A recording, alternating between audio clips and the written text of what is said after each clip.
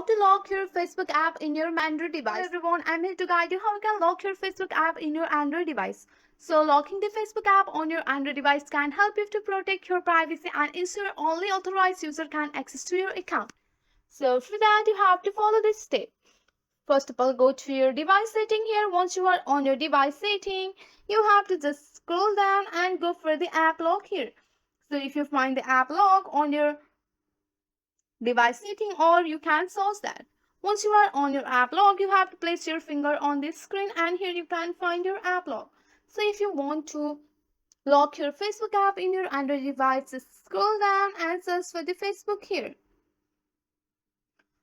Once you have searched for the Facebook, you can go and apply the app lock on your Facebook. So here you can see that. After that, go back and close off your Facebook.